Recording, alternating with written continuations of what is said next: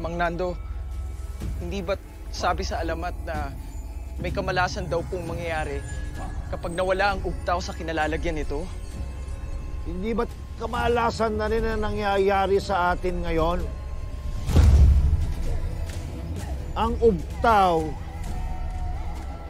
ang magbibigay sa atin ng kapangyarihan. Ang ugtaw ang magbibigay sa atin ng tagumpay.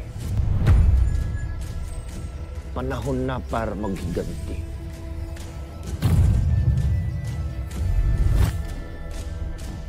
Jimeno, ikaw magdadala sa amin sa kuta nila. Dahil doon ka rin naman ang galing at alam mo kung paano pumunta doon. Makinig kayong lahat.